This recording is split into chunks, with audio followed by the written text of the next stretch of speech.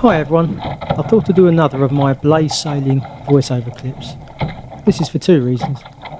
One is that the first film seemed to be well received, and secondly because we didn't really get that much good sailing footage from this event, so my talking will pad it out all a bit and might help put some interest into an otherwise duller film. So we joined the pre-start just inside the last 2 minutes, and I have already decided where it is that I want to start on the line. But as I will explain, it's a far from easy start, and not everyone makes the right decision. In the top left, you can see a Google Maps aerial view of the first part of the course. The start line is the Wilsonians club line, which is indicated here by the faint black line in the top left corner of the screen. And the first mark is about half a mile downriver, shown here by the red dot. The wind is broadly speaking coming out of the southwest, indicated by the blue arrows down the left-hand side, which means that it's blowing over St Mary's Island. This is the lump of land in the bottom left-hand corner, and which is covered in large modern 3-storey riverside houses. But there are some local effects. For example, at the line, the wind is blowing slightly more from the west, turning the first part of the race into much more of a broad reach. And as we move downriver towards the first buoy, it will feel as if the wind is blowing more from the south, turning the tight reach here into a fetch. The tide is flooding in, shown here by the large black arrows, and broadly speaking follows the deep water channel, which you can see picked out by the white dots that are the moored boats that surround the channel in this area. Now the decision. The red line shows the most direct route, but that leaves you sailing in the tide and also in the lee of all the houses.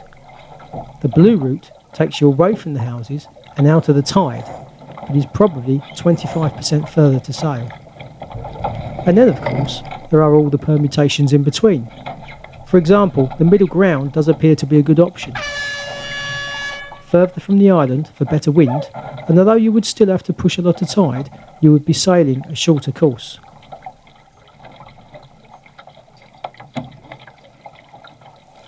Well, as you can see, I chose the North Shore, the longer route that was out of the tide but hopefully in more wind. By this stage, I had been on the water for 15 minutes, getting used to the conditions, and although there was some nice breeze out here, there were also a lot of holes, and here, next to the houses, it was very on and off.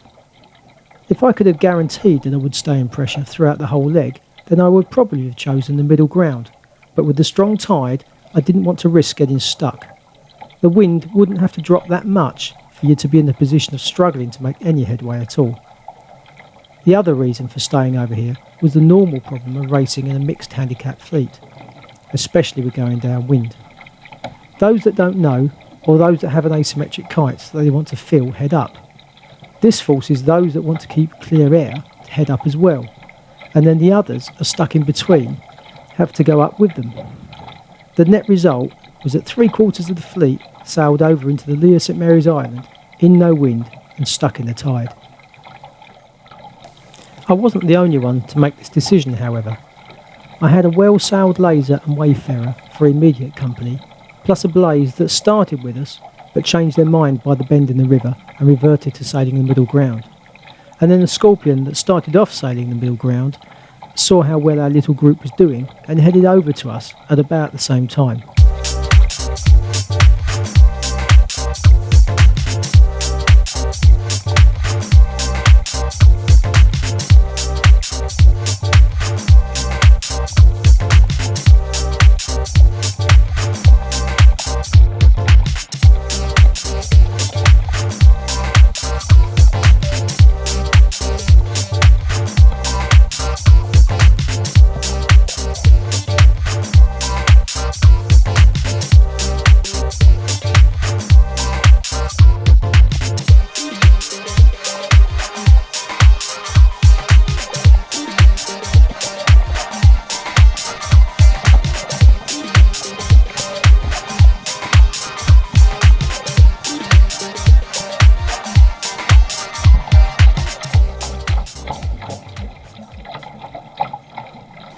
At this point of the race, which is about 2/3 of the way down the blue line, at about the point that heads due south, Our little group are already clearly ahead. The laser is just behind me, and the Wayfarer off to leeward. The camera makes it look further than it really was. They were both easily beating me on handicap at this stage, but I wasn't unduly worried. I knew better was to come. To the left of the screen, you can see the Blaze that changed their mind. They are doing okay, but have lost out to our group.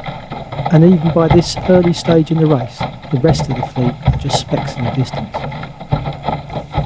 So as you can see, I've now found some pressure. Having cleared the worst of the buildings on St Mary's Island and been given this puff, it's important that I make best use of it.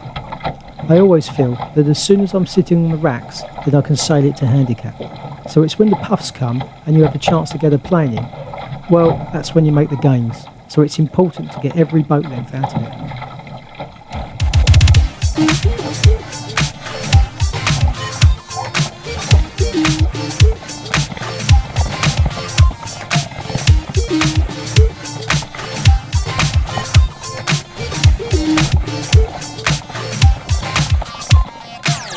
You will notice that I play the kicker a lot, and if I'm hiking like this, I'm not letting any off, I'm putting more on. Ignore what the books tell you, in conditions like this, it's the kicker that's putting the power into the rig. Also, when reaching like this, I move back and forth in the boat a lot. In simple terms, I like to get as far back as I can to get the wetted surface to a minimum, but I can only go so far or the transom will start to sink, so this position is very speed dependent. Consequently, as the boat slows, I'm quick to move forward again.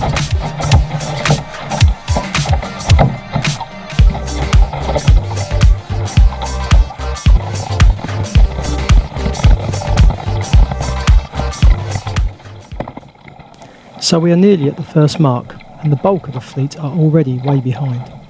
I still have a race on, as the 4 other boats that took the same or similar course as me are hot on my heels. So I let off some kicker and lift the centreboard in preparation for the run that's to follow. I actually lift the board a little too quickly and have to put some back down to stop myself drifting into the mark, but it's not a problem.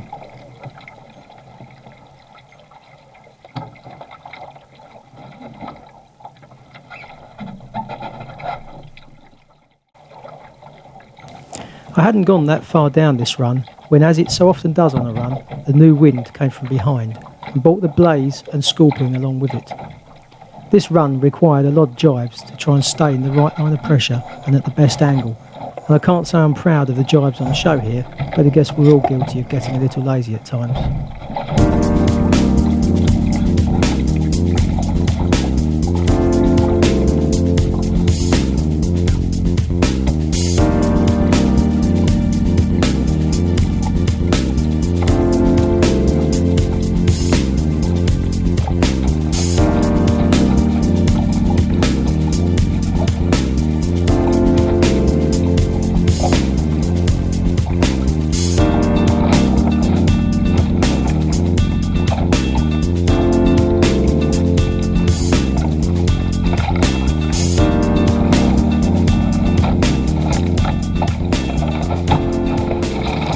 We're further downriver now, and although I've kept in front of the Blaze, the Scorpion made good use of its kite and the shifts and rounded in front.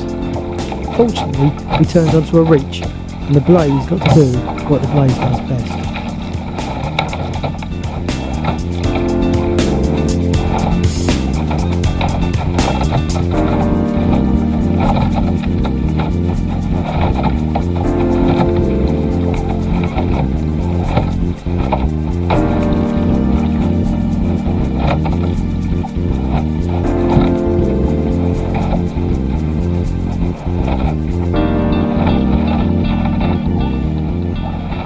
Oh, and sorry about the picture quality. It was such a lovely day, the case for the camera was fogging up in the sun.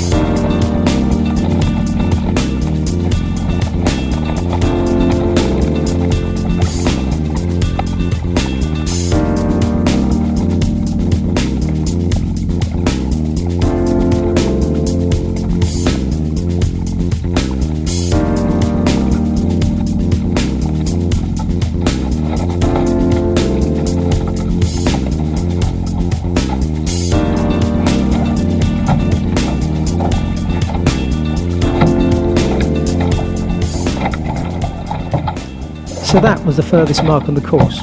Next, it was back upriver a mile or so before coming back down here to this mark again, before then returning to home. It turned out to be a great sail, and it won't come as a surprise to any of you when I tell you that the 4 of us that took the longest route at the beginning were the first 4 back on corrected time. So although the course was nearly 10 miles long, the race was decided in the first 10 minutes. Finally, I don't pretend to be an expert on this. There are plenty of great sailors on our river, and recent history will show that there are at least 9 better blaze sailors than me. So if you disagree with anything I've said, or have any further observations, then please leave a comment.